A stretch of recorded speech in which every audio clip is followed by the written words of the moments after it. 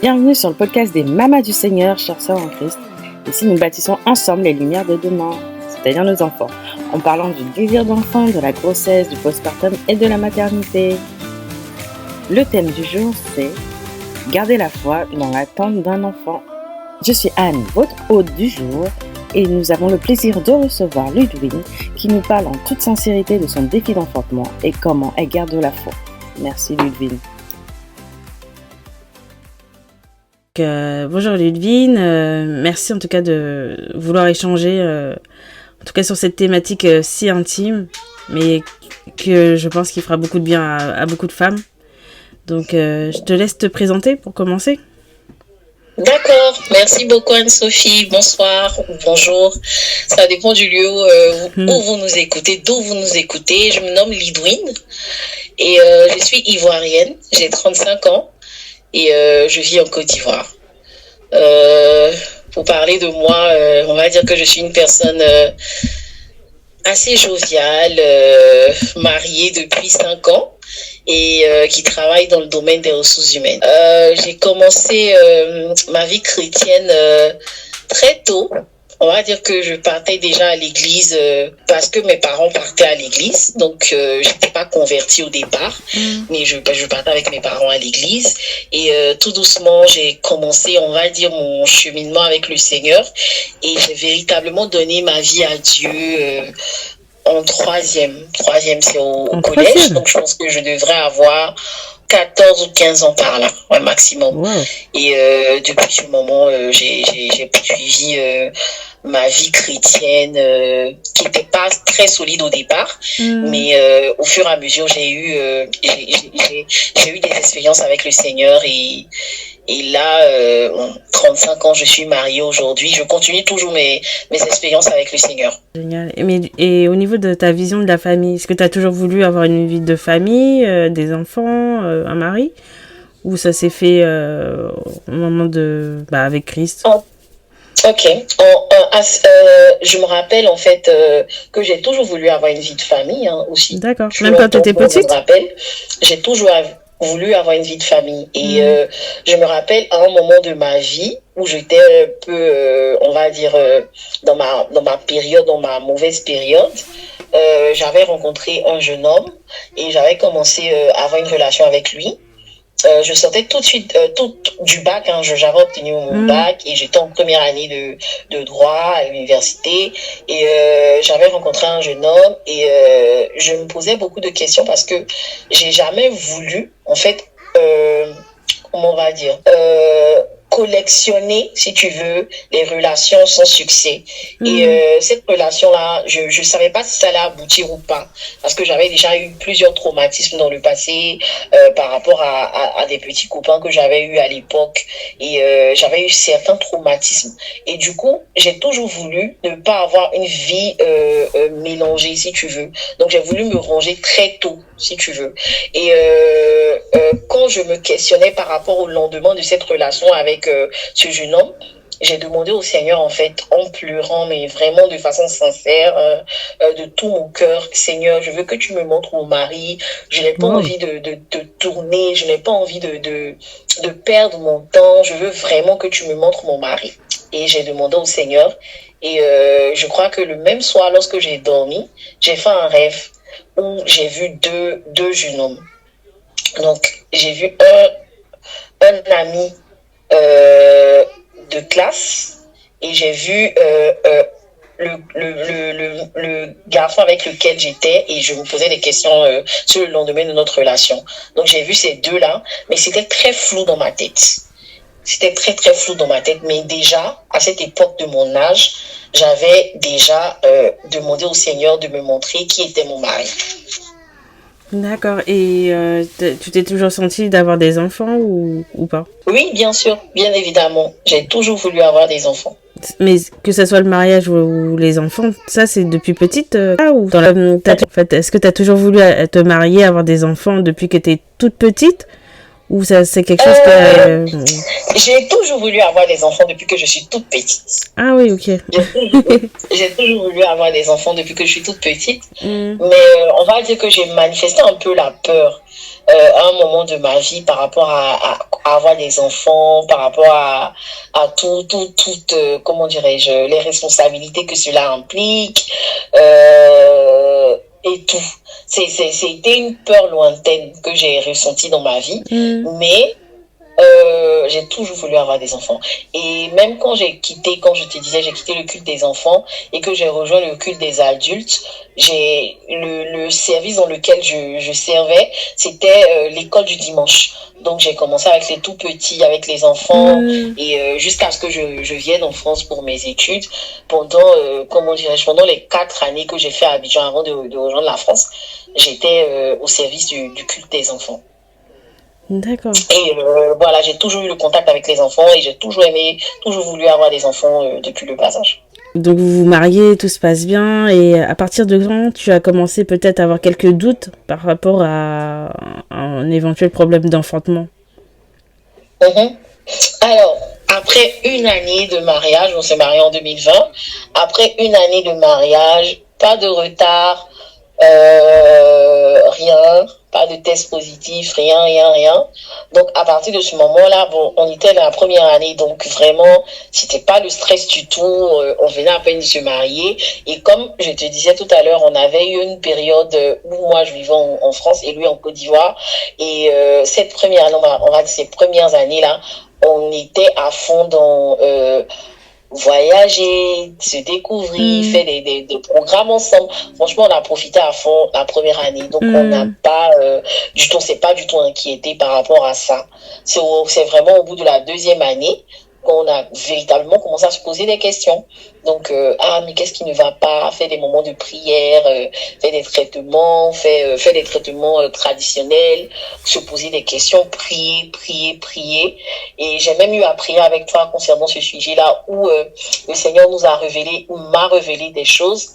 J'ai fait des rêves et des visions par rapport à ça.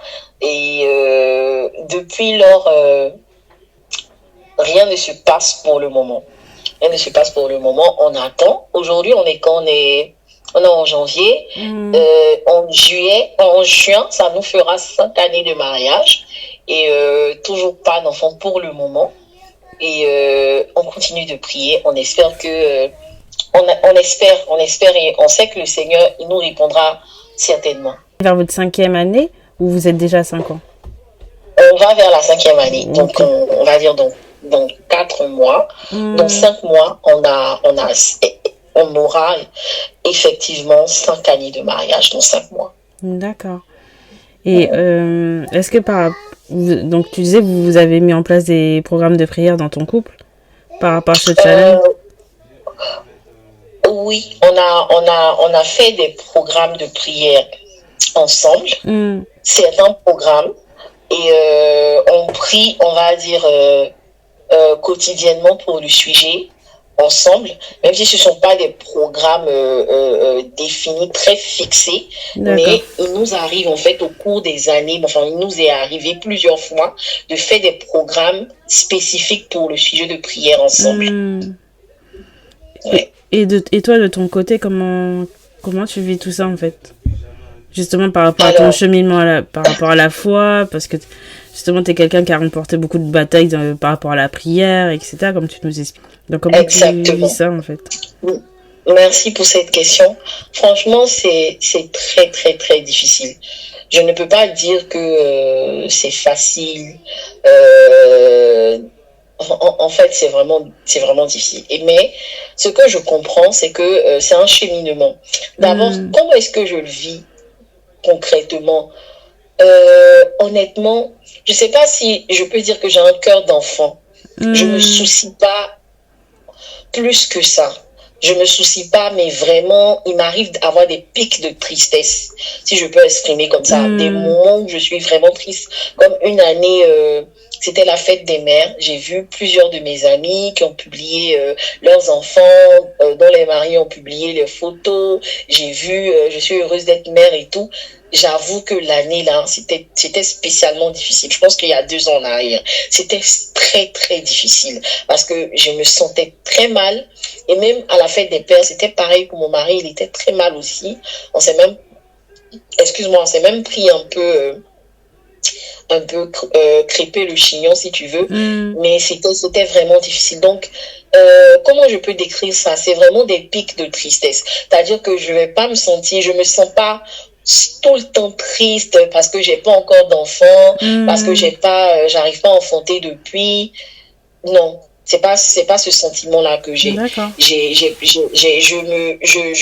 me dis que les bontés de l'Éternel ne sont pas épuisées, ses compassions ne sont pas à leur terme, que chaque matin elles se renouvellent. Donc c'est vrai que j'attends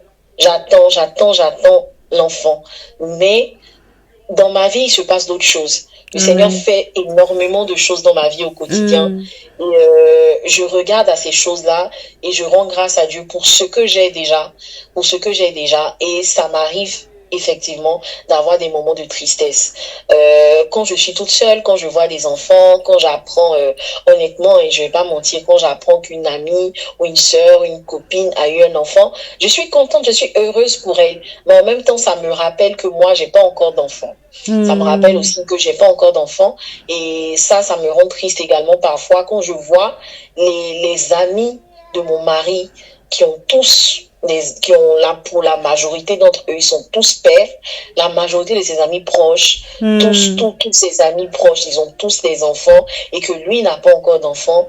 Ça me rend triste énormément et des fois je pense à ça, je me dis comment est-ce qu'il se sent quand il est avec ses potes, quand il est invité à des anniversaires.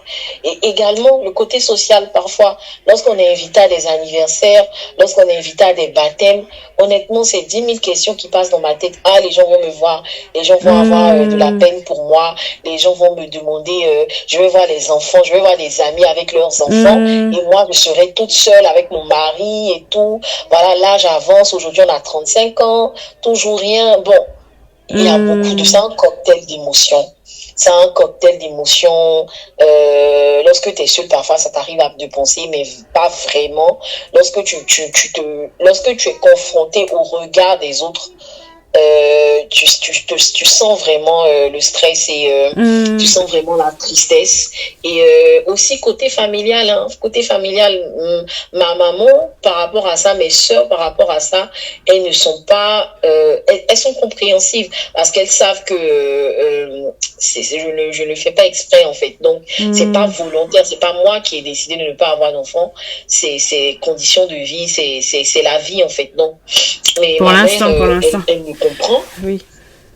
Elle me comprend, mais côté belle famille, c'est pas forcément la même chose. J'allais dire. On n'a pas qu'on ne nous comprend pas, pas qu'on ne me comprend pas du côté de ma belle famille, mais ils sont un peu inquiets, ils sont un peu ils se posent des questions, ils sont un peu dans l'attente en fait d'un enfant. Les parents s'inquiètent, ils attendent. Aussi, il faut préciser que mon mari est le seul garçon de sa famille et il est le dernier. Donc déjà une grande attente de la part de mes beaux-parents aussi. Donc parfois, lorsqu'on a des appels ou lors de rassemblements, un petit rappel de temps en temps. Ah, mais les enfants, c'est comment et tout. Donc parfois, c'est un peu ça, quoi. Donc ça stresse.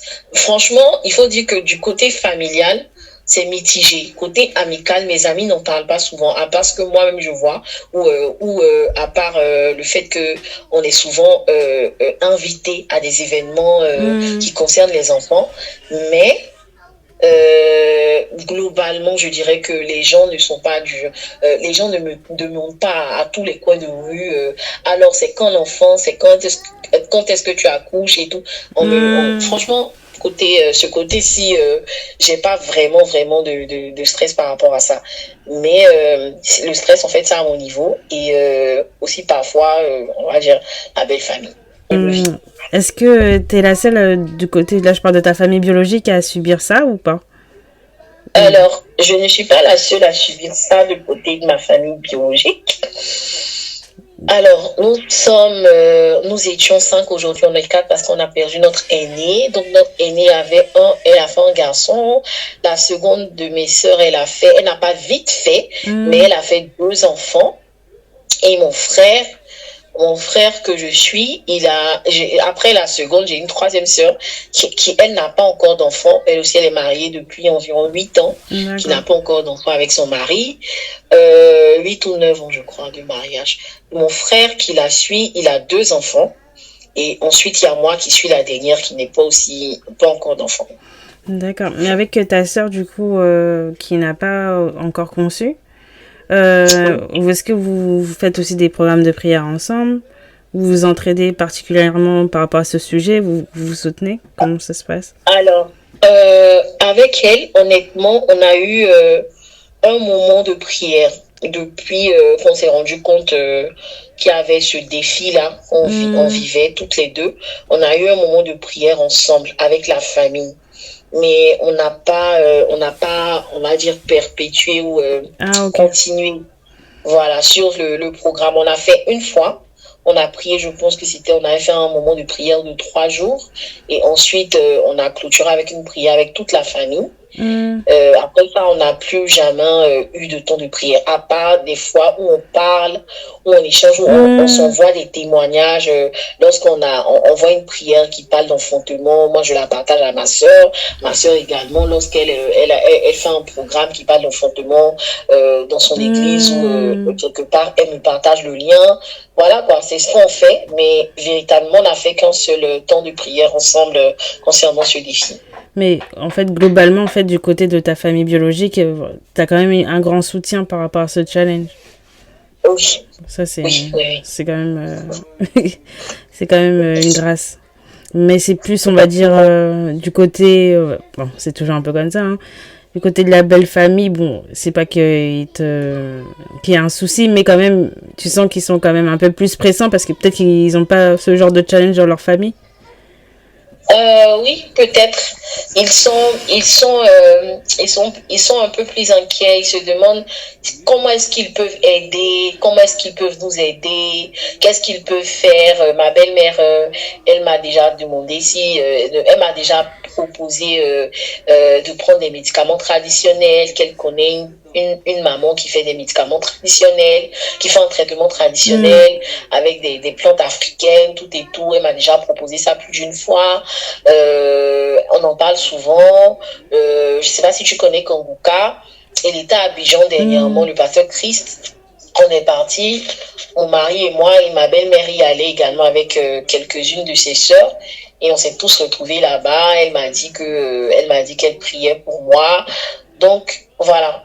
Elle s'exprime plus par rapport à cette situation-là, si tu veux. Elle s'exprime plus que ma propre famille. D'accord. Mais en fait, c'est quand même du côté de ta belle famille, ils sont quand même aimants, en fait. Ils voudraient juste votre bonheur. Et... Oui. En fait, si tu veux, c'est un stress de parler de ça avec la belle famille. Mais l'intention, en fait, n'est pas méchante de leur part. C'est pas une pression qu'ils me mettent, c'est pas, ils ne me posent pas des questions de façon méchante ou bien, voilà.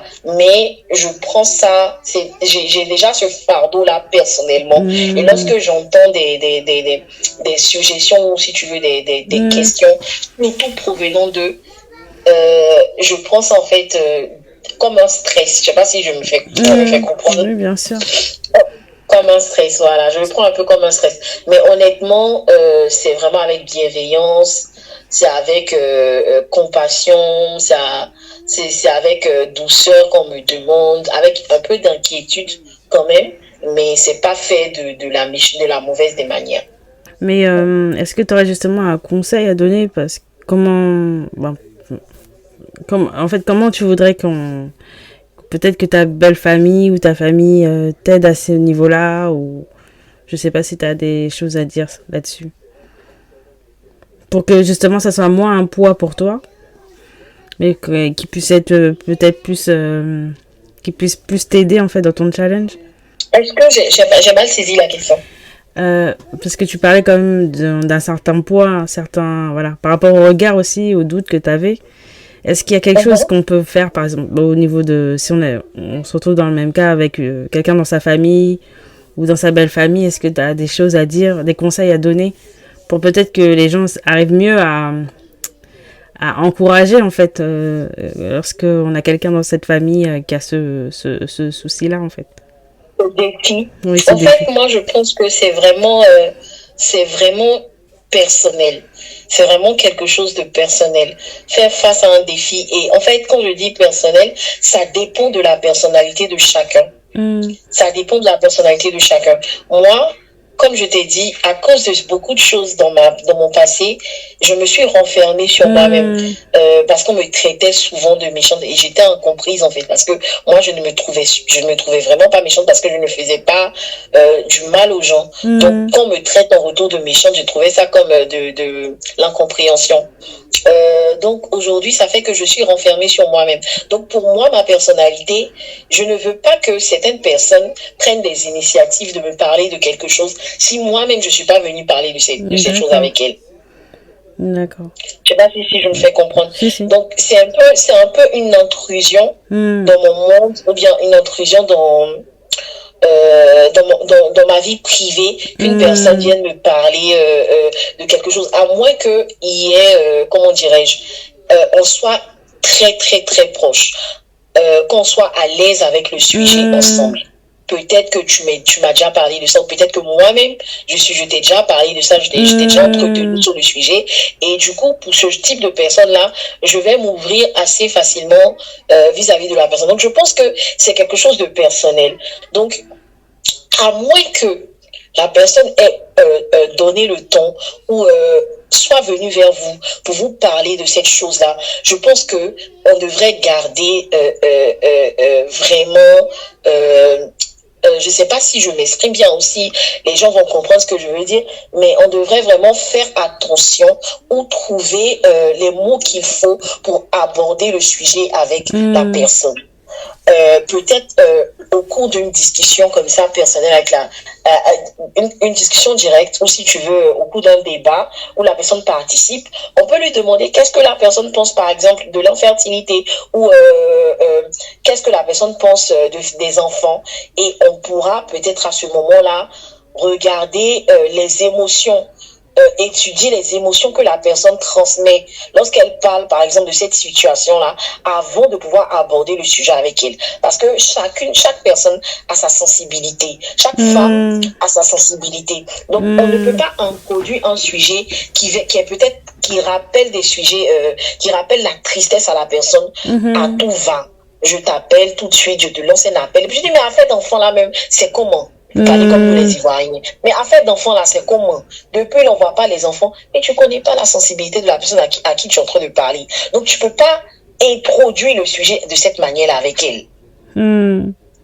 Donc, ou peut-être lorsque tu introduis, vraiment déposer mettre des bases. Bonjour, comment tu vas? J'espère que tu vas bien. Honnêtement, je suis désolée peut-être d'intervenir de cette manière, mais je ne sais pas si ça te dérange vraiment qu'on parle de ce sujet-là, parce que j'aimerais te donner des conseils. Je sais que j'espère ne pas te bousquer. En fait, demander l'avis à la personne avant d'introduire un tel sujet. Donc, si je devrais donner des conseils à quelqu'un par rapport à comment la personne aimerait être conseillée concernant un sujet, c'est de se demander comment la personne ressent ou bien comment la personne a envie ou si oui ou non la personne a envie de parler d'un tel sujet avec toi. Okay. Parce que si la personne n'a pas envie de parler d'un tel sujet, ce que tu risques de créer ou ce que la personne risque de créer lorsqu'elle va introduire un tel sujet, ça peut lui revenir à la figure comme un boomerang, ça peut être mal pris, ça peut créer une avalanche d'émotions négatives, ça peut créer une incompréhension, ça peut créer une frustration chez les deux personnes, et c'est pas ce que on a envie de créer lorsqu'on parle à une femme qui a des challenges. Donc je pense que aujourd'hui la société, quand tout le monde voit ça, ça fait que les gens évitent les sujets en fait, parce qu'on sait plus comment est-ce que la personne va réagir. Mais je pense que la manière idéale d'introduire un tel sujet, quand on se soucie de cette personne-là, c'est vraiment d'y aller pas à pas, tout en douceur, avec des introductions où lorsqu'on peut lui demander qu'est-ce que tu penses, lui poser des questions, ou bien lui demander carrément est-ce que ça te dérange pas qu'on évoque ce sujet-là d'abord, avant de pouvoir introduire le sujet. Et aussi peut-être de pas forcer, si par exemple on dit non, bah c'est non quoi. Voilà, c'est ça. Oui, c'est ça. En Afrique, en Côte d'Ivoire, moi je suis vraiment en Côte d'Ivoire, en Afrique, ici, on n'a pas l'habitude de dire non aux grandes personnes. Donc, si ma belle-mère m'appelle et commence à me parler du sujet, je suis obligée de l'écouter jusqu'au bout. Mais je serais une personne qui est en France ou dans un autre pays occident, la personne pourra raccrocher, la personne pourra mal parler, répondre, lui dire en fait que non, j'ai pas envie d'évoquer ce sujet-là avec toi et ça va pas être très mal pris. Mais ici, c'est pas le cas. Donc, lorsqu'on t'appelle, lorsque ta belle-mère ou ta soeur ou ton ami t'appelle, ben, tu es obligé d'écouter le sujet. Moi, des fois, au travail, j'ai des remarques de certaines personnes qui disent, bon, mes collègues, en général, les gens qui ont mon âge, on n'a pas vraiment des frustrations venant de ces personnes-là ou des commentaires déplacés qui viennent de ces personnes-là. C'est souvent les personnes plus âgées.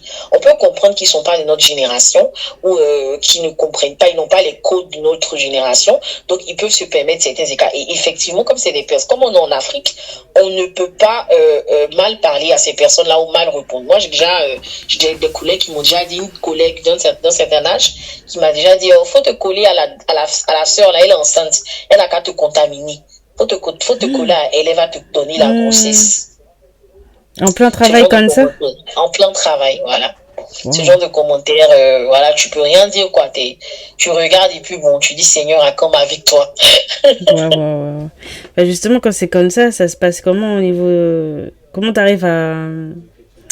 Au niveau du cheminement des pensées, tu vois, comment t'arrives à te focaliser sur les bonnes pensées et pas forcément, comme tu disais, rentrer dans un état de tristesse ou d'énervement. Merci, Plateau. Ouais. Oh, désolée, termine. T'as fini ta question? En tout cas, comment tu fais pour t'aligner encore quand tu reçois des bombes comme ça en plein visage? Comment tu fais pour garder des pensées ancrées sur Christ et pas tomber dans toutes sortes de péchés de chair ou même dans la tristesse, tu vois? Comment t'arrives quand c'est possible, puisque j'imagine que c'est pas tous les jours voilà, facile. Merci beaucoup pour ta question. Alors, lorsque j'ai ce genre de remarques, je veux être triste. Je veux être triste. Okay. Mais je ne suis pas triste. Je ne suis pas triste. Je ne sais pas si c'est une grâce que le Seigneur m'a donnée ou c'est une insensibilité parfois à certaines choses. Mais j'avoue que j'ai envie d'être triste. Mais c'est comme le Seigneur me donne une paix, mais une paix incroyable. Une paix incroyable. Amen. Et j'arrive vraiment pas à me rendre plus triste que ça. Et des fois, je me demande, mais c'est pas parce que je m'en fous, quoi, ou bien c'est quoi. Je me demande à moi, mais pourquoi? Qu'est-ce qui m'arrive? Mais en fait, j'ai une paix. Mais une paix incroyable par rapport à ça. Lorsque j'ai des remarques de ce genre, au début, il faut que j'avoue, au début, c'était pas facile. Hein. Je paniquais, j'appelais mon mari, je lui racontais tout et tout, mais depuis un certain temps, c'est comme si le Seigneur, en fait, m'a fait grandir. Il m'a donné sa paix.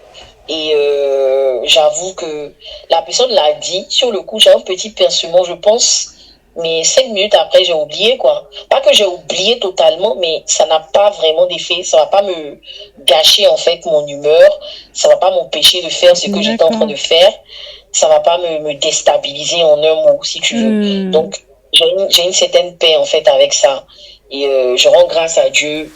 Il y a eu des événements dernièrement en décembre qui se sont passés.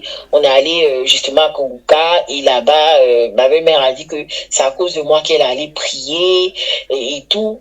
J'ai trouvé ça un peu, on va dire, en griffe difficile à avaler, mais j'ai vraiment pas... ça m'a pas fait plus mal que ça en fait. Ça m'a pas fait plus mal que ça et j'ai pas eu de grosses peines. Je rends grâce à Dieu parce que je pense que le Seigneur m'a donné sa paix et c'est pas fortuit si le Seigneur me donne sa paix, c'est parce que on s'en va quelque part. Amen. Si je peux m'exprimer ici, ouais. Amen, amen. Mais au niveau de la santé, Est-ce que tu es suivi par rapport à ton challenge ou il n'y a rien de spécial en fait, peut-être? Vraiment rien de spécial parce que D'accord. je suis pas vraiment suivie officiellement. Je suis allée à l'hôpital quelques fois par rapport à des situations de santé des femmes, par rapport à l'irrégularité de mes menstrues, par rapport à certains bobos que j'ai eus.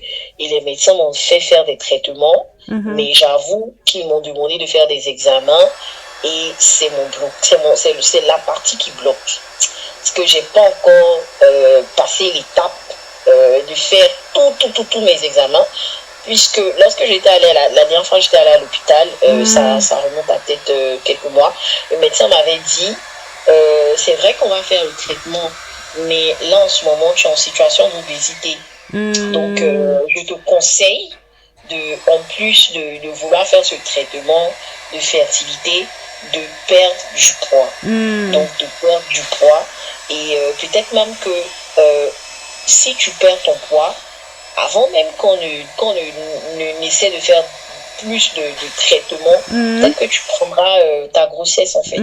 Parce que le poids peut être un obstacle en fait à l'enfantement.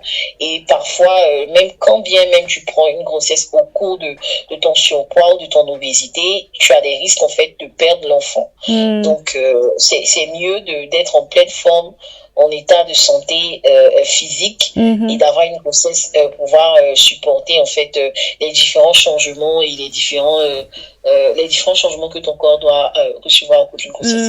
Donc c'est ce que le docteur m'avait conseillé et on va dire que c'est à cette étape-là, c'est sur cette étape-là que je bloque parce que je fais un travail énorme.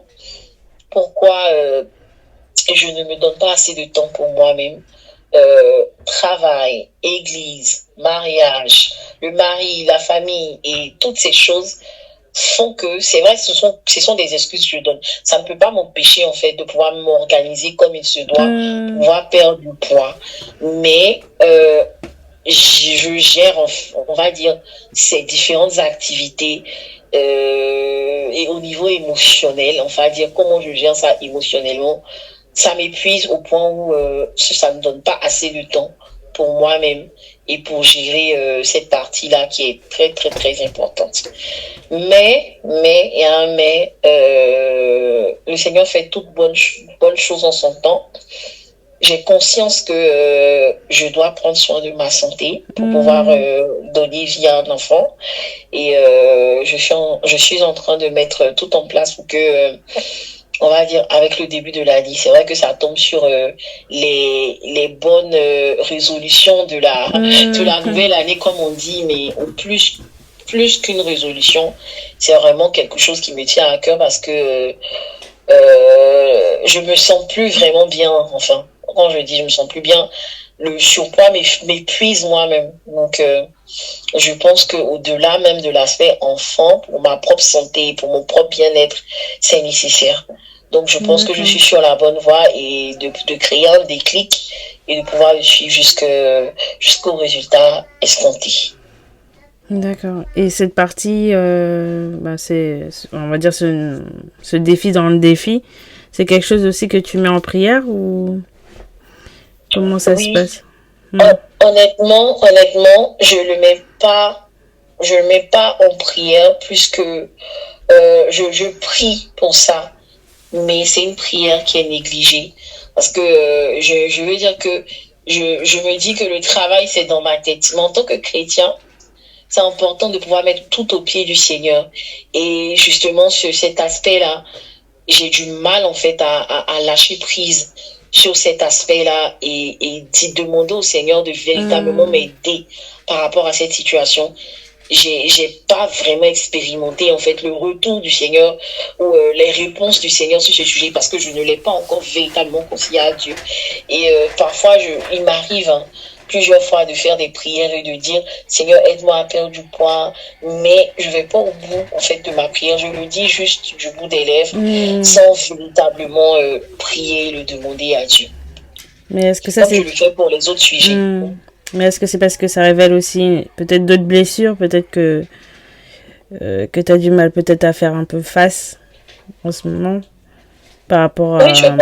je pense que oui, je pense que c'est peut-être des blessures parce que j'ai eu ce retour-là de ma soeur qui me dit que elle pense que mon surpoids, c'est des blessures émotionnelles en fait. Parce qu'elle me dit qu'elle pense que j'ai pas encore oublié le décès de mon père, le décès de ma sœur, que c'est des choses qui m'ont traumatisée et elle pense que c'est ça qui fait que je prends du poids. Elle n'a pas tort, en quelque sorte, mais moi, je mets pas mon esprit sur ça, hein, sur ce qu'elle a dit, mais je pense effectivement que mon problème de poids est émotionnel. Parce que, ouais, c'est un peu émotionnel, hein, parce que c'est un peu... surtout de vue ce que tu nous disais par rapport au départ, déjà, parce que c'est comme si Dieu t'avait déjà établi gardienne de ta famille. Le fait que tu pries depuis petite, donc tout ce qui se passe dans la vie familiale, tu as dû le prendre pour toi. Et vu qu'en plus, tu as plutôt un tempérament introverti, tu as accumulé. Et ça se manifeste d'une certaine manière. C'est exactement ça. Et ça, tu tombes sur un sujet qui est très, qui me touche. Et là, j'ai même envie de pleurer même. Pourquoi? Parce que dernièrement, ma famille, il y a beaucoup de choses qui se passent. Hein. Et je le prends personnellement parce que je le prends sur moi. Et ça participe à mon stress. Pourquoi? Parce que ma maman, elle est seule. Et elle vit, quand je dis elle est seule, elle vit seule dans sa maison puisque mon papa, il est décédé depuis des années. Et ma sœur qui vivait avec elle également, elle a déménagé. Elle vivait avec ses enfants là-bas. Elle a déménagé, elle a pris un appartement. Et donc, aujourd'hui, ma mère, je suis très très proche de maman, donc elle a un problème. Tu connais les mamans, elles ne filtrent pas. Elles disent tout ce qu'elles ont comme problème. Elles ne filtrent pas parce que c'est une maman, elle a un certain âge et tout. Donc, elle n'arrive pas à canaliser ses émotions. Donc, tout ce qu'elle ressent, tout ce qu'elle a comme stress, elle me le communique. Donc, du coup, je le prends sur moi. Ça me stresse également. Et quand elle a même un stress avec un autre frère ou une de mes sœurs, elle va m'appeler, elle va me le raconter. Et je le prends également sur moi. Quand il y a quelque chose qui se passe, elle va m'appeler. Parce que, effectivement, on va dire, le pasteur Mohamed a parlé de ça dernièrement. C'est comme, il a dit un thème particulier des enfants, quelque chose. J'ai oublié le thème, mais en fait, ça parle du fait qu'il y a des enfants dans une famille qui sont tellement conscients qu'ils prient, ils se chargent de tout, ils veulent tout gérer pour la famille. Et je pense que je joue un peu ce rôle-là. Je me soucie tellement de mes frères et sœurs. Je prie pour eux, à parfois même oublier moi-même. Il parlait des enfants de paix, j'ai suivi aussi récemment. Voilà, des enfants de paix, exactement. Dans les familles. Parce que quand tu parlais et tout, moi aussi je me retrouve un peu dans ce que tu dis. Hein, parce que je sens aussi que moi j'étais aussi appelée à être enfant de paix. Mais quand on parle aussi de cheminement dans l'enfantement, je sais pas si ça va être un peu brusque ce que je vais te dire, mais tu peux pas construire une nouvelle famille en portant le poids de ta famille biologique, en fait. C'est pas...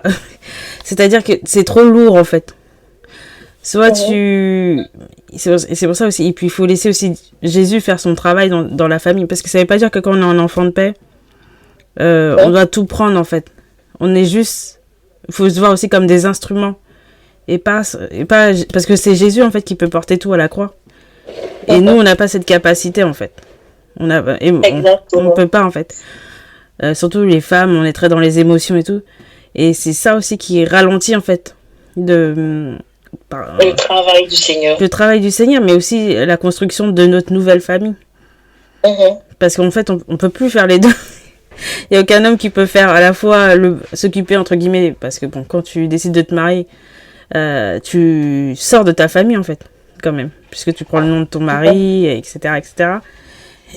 Donc tu peux pas regarder en arrière ta famille et en même temps regarder au futur, à la construction de déjà avoir un mari, avoir des enfants, en tout cas travailler à avoir des enfants aussi. C'est très lourd, en fait, c'est beaucoup de travail, en fait. Et comme tu l'as dit, en fait, t'as besoin, je sais pas comment, parce que bon, moi c'est vrai, moi je suis née en Occident, toi t'es née en Côte d'Ivoire, donc c'est vrai comme tu dis, c'est pas la même façon de faire, mais peut-être aussi c'est le fait de, parce qu'en en tant qu'enfant de Dieu, qu'on le veuille ou pas, à un moment faut savoir dire non et mettre aussi des limites, parce que comme tu l'as dit, t'as 35 ans, il est temps aussi que tu vives ta vie. C'est ça. Et tu vois, si t'as pas la santé, même si, parce qu'on a oublié de préciser, sur plein de plans, t'évolues prodigieusement. T'es une chantre, tu chantes magnifiquement bien, t'as un bon travail, voilà, t'as quand même une bonne place aussi dans la société. Mais c'est important ta santé en fait. C'est peut-être aussi ça que Dieu veut te dire. Parce que si t'as pas la santé, de toute façon, tu pourras pas aider tes enfants en fait. Donc c'était juste voilà ce que je voulais préciser et ça me parle aussi à moi parce qu'il y a des situations dans lesquelles je me suis retrouvée, mais c'est important aussi que tu dises non et que tu, parce que en fait même tes enfants ils auront besoin en fait que tu saches dire non en fait pour les protéger. Donc je pense que c'est tout un travail que Dieu fait avec toi et aussi te libérer en fait, de prier pour que te libérer. C'est pas parce que t'es un enfant de paix que tu dois remplacer Jésus dans ta famille.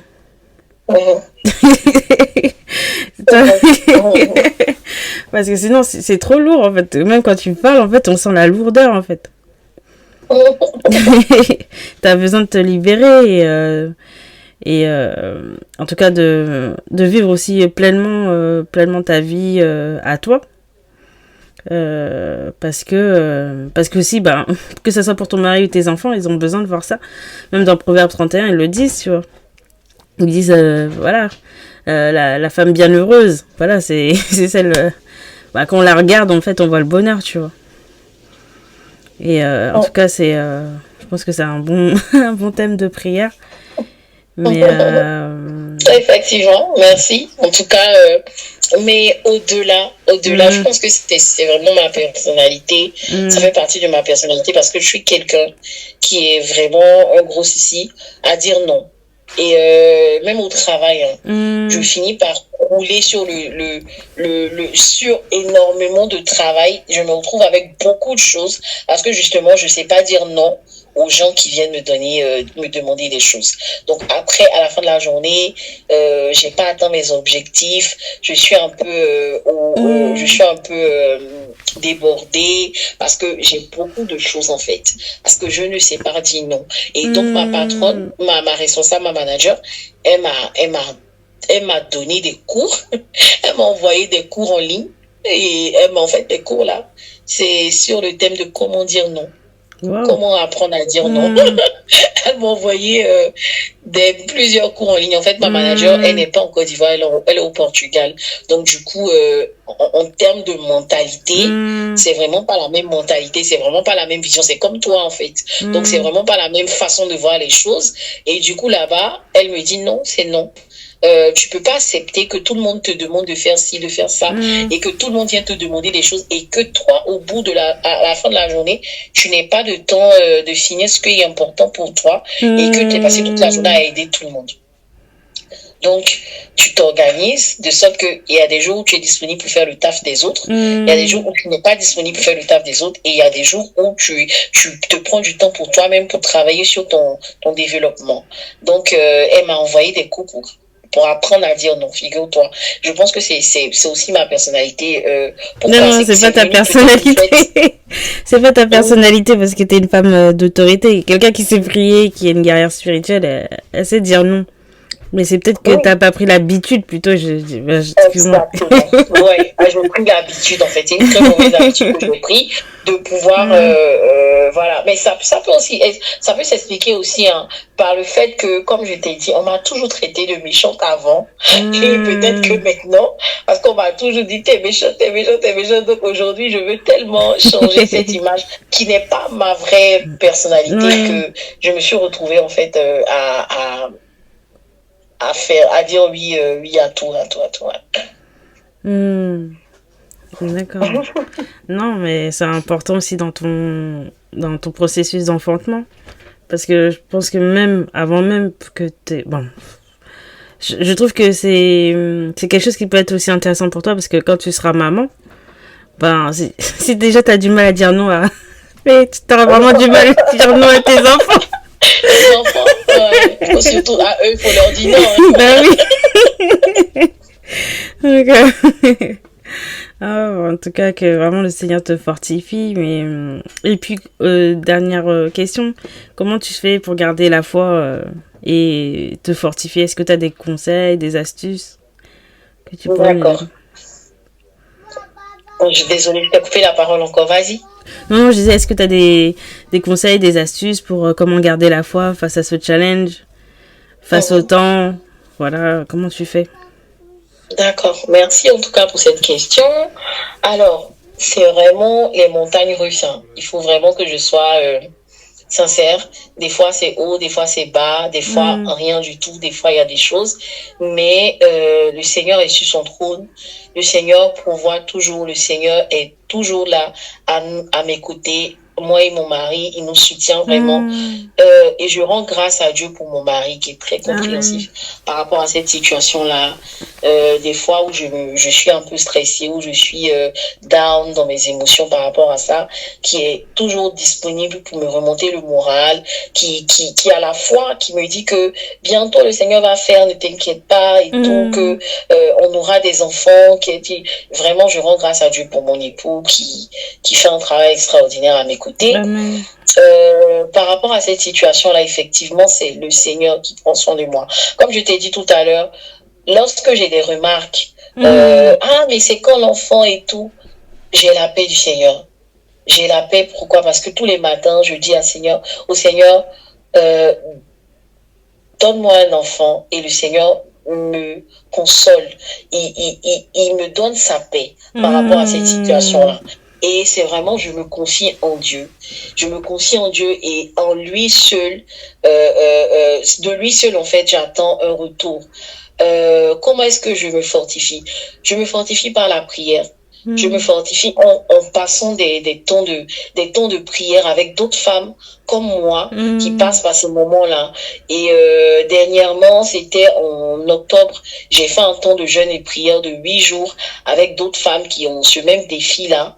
Et au cours de ce temps de prière, il y a eu des femmes qui sont passées par là et qui ont eu des enfants après, qui sont venues nous fortifier. Elles nous ont donné des témoignages, elles nous ont édifiés, elles nous ont consolés, elles nous ont parlé de leur cheminement, comment est-ce que ça s'est produit, comment est-ce qu'elles l'ont vécu. Et en fait, c'est en faisant ces choses-là qu'on se dit, ah mais tiens, regarde cette dame-là, elle a fait tel nombre d'années sans enfants. Aujourd'hui, elle a des enfants. Et donc, moi aussi, le Seigneur ne peut pas m'oublier parce que s'il a fait pour ma sœur, il peut également le faire pour moi. Et je me fortifie en écoutant ces témoignages de ces femmes-là qui sont passées par ces moments et qui aujourd'hui ont pu enfanter. Je me fortifie en écoutant, en lisant la parole de Dieu. Amen. Je me fortifie vraiment au travers de la parole de Dieu. Parce qu'il m'est arrivé plusieurs fois d'étudier les stériles de la Bible. Il m'est arrivé à plusieurs reprises d'étudier les stériles de la Bible. Et lorsque j'ai étudié en fait ces différents personnages-là, que ce soit Sarah, que ce soit Rebecca, que ce soit Anne, que ce soit Élisabeth, que ce soit la mère de Samson, que ce soit même Marie, toutes ces femmes qui ont eu des grossesses exceptionnelles, je me suis dit que il y avait un message en fait qui revenait à chaque fois. Ces femmes-là, elles ont mis au monde des hommes extraordinaires, Amen. Des personnes qui n'étaient pas ordinaires en fait dans leur génération et dans leur saison. Elles ont mis au monde des hommes qui ont marqué leur génération. Quand on prend Sarah, elle a enfanté Isaac. Isaac est le fils de la promesse. Et son père Abraham, qui est le père de la foi, et c'est la première personne qui a eu une grande foi, que le Seigneur à qui le Seigneur a promis une grande prospérité. Et malgré ça, il a fait un enfant très tardivement. Et quand tu prends même Isaac lui-même avec sa femme, ils ont eu un enfant tardivement. Et tous ces enfants-là, c'était des enfants de destinée. Des enfants de destinée. Quand tu prends même Samson, il il a tué 3000 hommes en une seule fois. Quand tu prends Zacharie et Élisabeth, ils ont enfanté, j'ai un trou de mémoire, ils ont enfanté le prophète Jean-Baptiste. Jean-Baptiste, merci. Ils ont enfanté Jean-Baptiste. Et bien Jean-Baptiste, il a baptisé Jésus. Il a tracé un chemin pour le Seigneur Jésus. Il a baptisé Jésus. Donc, ce sont des personnes très, très, très stratégiques. Lorsqu'on prend Anne, par exemple, Anne a enfanté le sacrificateur, le premier sacrificateur qui est Samuel. Et c'est lui qui a oint le premier roi d'Israël. C'est lui qui a oint, elle s'appelle comment, j'ai oublié son nom, c'est Saül, qui a oint Saül et qui a aussi oint David, l'homme selon le cœur du Seigneur, de Dieu, l'homme selon le cœur de Dieu. Et quand tu étudies la vie de toutes ces femmes-là, tu te dis, eh bien tiens, elles n'ont pas enfanté facilement. Pourquoi? Parce qu'elles portaient des enfants de destinée et que le Seigneur attendait d'elles une attitude particulière. Il attendait d'elles quelque chose de particulier. Il attendait d'elles qu'elles puissent manifester une foi spéciale. Il attendait qu'elles puissent manifester une foi spéciale. Il voulait leur enseigner quelque chose. Et en plus, elles portaient des enfants de destinée. Et donc, quand j'ai étudié toutes ces choses, honnêtement, je ne peux pas pleurer, en fait. Je ne peux pas dire que « Ah, mais Seigneur, à quand mon tour ?» me lamenter, tout et tout. Non, je dis, je vais forcément faire un enfant de destinée. Où le Seigneur attend. Il attend quelque chose de moi. Il attend une attitude de moi. Il attend quelque chose venant de ma part. Et je me fortifie, en fait, à travers la méditation de la parole de Dieu. Et je me dis, je continue de grandir. Je dis certainement, peut-être que je ne suis pas encore comme le Seigneur attend que je sois pour avoir un enfant. Peut-être que je n'ai pas encore la bonne attitude qu'il faut. Peut-être que je n'ai pas encore le caractère. Peut-être que voilà, comme tout à l'heure, je sais pas dire non à certaines choses. Donc peut-être que le Seigneur attend que j'ai un certain caractère avant de pouvoir me donner des enfants pour que je puisse bien les éduquer. Peut-être que le Seigneur attend que voilà. Donc toutes ces choses-là, je les demande. Je me fortifie dans sa parole. Et en plus de ça, lorsque je prie, quand je prie, que je fais des moments de prière, je vois des enfants. J'ai des flashs où j'ai un enfant dans la main. J'ai des flashs où je vois la tête d'un enfant. J'ai des flashs où je vois des vêtements de bébé. Lorsque je vois des vêtements d'enfant, j'ai une émotion que je ressens. Une émotion qui est indescriptible que je ressens. Et toutes ces choses, en fait, me confortent dans le fait que je vais avoir aussi des enfants et que le Seigneur est en train de me former. Il est en train de me former. Et c'est vraiment dans sa parole, dans la parole de Dieu, honnêtement, c'est dans la parole de Dieu que je puise ma force et mon courage. Quand je lis, par exemple, dans Genèse, je lis, par exemple, dans Genèse, le premier dans Genèse, il y a une partie où c'est marqué que le Seigneur avait créé les plantes, il avait créé l'homme, mais les plantes n'avaient pas encore porté du fruit. Pourquoi les plantes n'avaient pas encore porté du fruit? Parce que le Seigneur n'avait pas envoyé la pluie, et puis parce qu'il n'avait pas encore formé l'homme. Il avait créé l'homme, mais il n'avait pas encore formé. Il n'avait pas encore formé. Donc, ça veut simplement dire que pour que la pluie, pour que les plantes puissent pousser là, pour que ça puisse donner des fruits, il avait besoin de deux conditions. La pluie, donc que le Dieu lui-même, il envoie sa pluie. Et la deuxième condition, qu'il y ait un homme qui est formé pour pouvoir prendre soin de la terre afin que la terre puisse produire des fruits. Donc, quand j'écoute ça et je comprends ça, je me dis que le Seigneur est en train de me former. Amen. Le Seigneur est en train de me former. Le Seigneur est en train de me former. Et je me fortifie dans la parole de Dieu par rapport à tout ça. Amen. En tout cas, merci vraiment Ludwine pour ce partage en toute intimité. Je t'en prie. J'espère que je parle beaucoup. J'espère vraiment qu'on a pu comprendre cette expérience que je vis, que j'ai pu, au travers de mes mots, pouvoir encourager une sœur qui passe par ces moments-là et lui dire que c'est vrai, c'est difficile. On n'est pas encore au bout du tunnel, mais le Seigneur est fidèle. Le Seigneur, il ne change pas. Il est le même. Il a déjà fait ces miracles-là dans la Bible.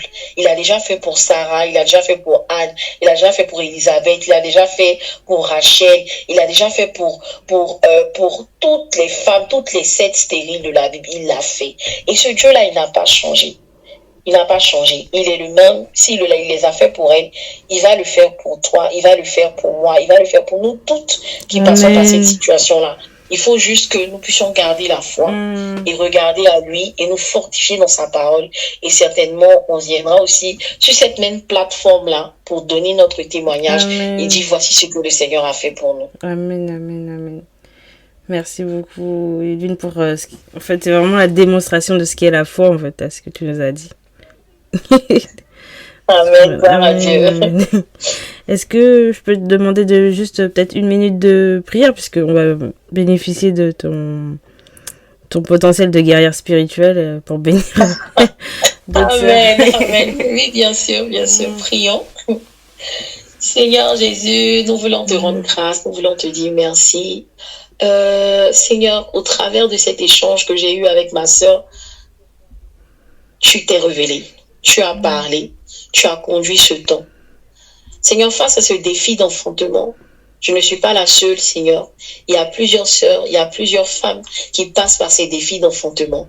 Mais Père, tu es le même hier, aujourd'hui et éternellement. Et tu ne changes pas. Tu as dit, il ne sera trouvé parmi ton peuple aucun homme stérile et aucune femme stérile. Tu ne mens pas et tu ne faillis pas. Tu es ta parole et tu te manifestes au travers de ta parole. Seigneur, nous savons que toutes ces femmes qui s'attendent à toi, tu feras quelque chose certainement dans leur vie, cette année même. Merci pour la vie de ma sœur Anne-Sophie qui, au travers de cette plateforme-là, encourage des sœurs à garder la foi. Encourage des sœurs à regarder à toi. Seigneur, tu as dit dans ta parole que celui qui tourne le regard vers toi, il est rayonnant de joie et son visage ne se couvre pas de honte. Seigneur, nous savons assurément que tu nous rendras toutes rayonnantes de joie, Seigneur, cette année même, pour la seule gloire de ton nom. C'est dans le nom de Jésus que nous avons prié. Amen. Amen, amen. Merci beaucoup, Ludwig. Je vais couper. Merci d'avoir suivi ce podcast. Abonnez-vous pour ne rien manquer et rejoignez-nous sur les réseaux sociaux. Nous sommes actuellement sur Facebook, Instagram et YouTube. God bless you. Vous êtes bénis et continuons le combat.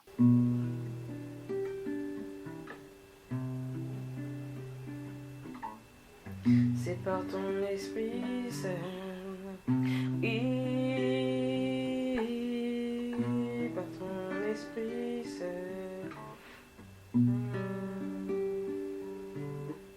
oui, par ton esprit,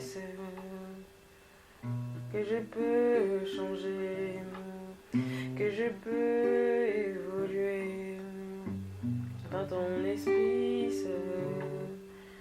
que je peux changer, que c'est par ton esprit, c'est par ton esprit, c'est par ton esprit, que je peux, oui, changer, c'est par ton esprit,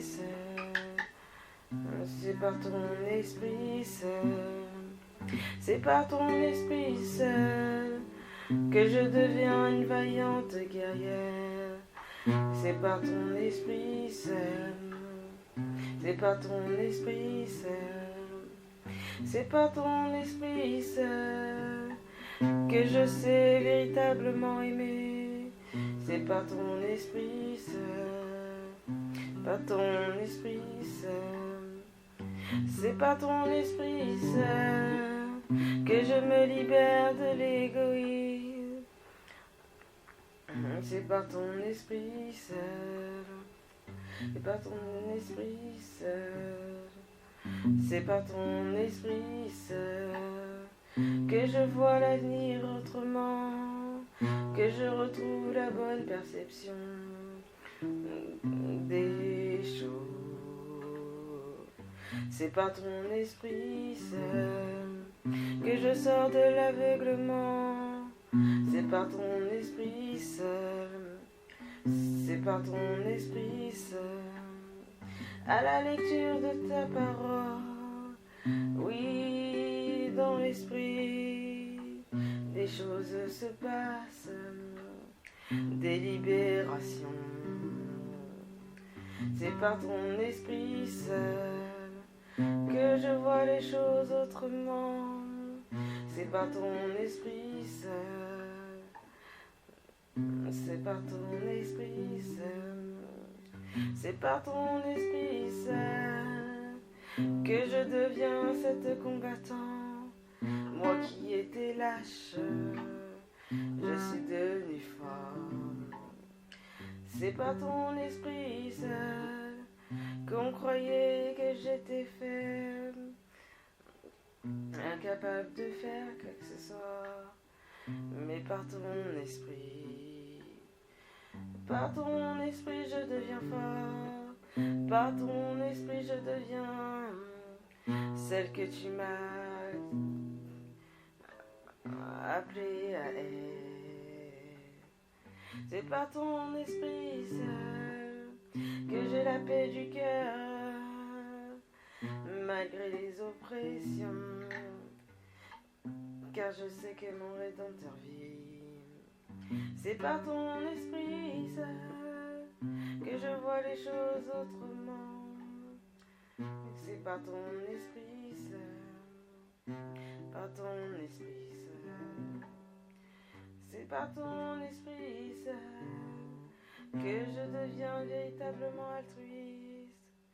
C'est par ton esprit seul, c'est par ton esprit seul que je deviens cette femme forte, que je me libère totalement, que je suis heureux, car mon Dieu vit en moi.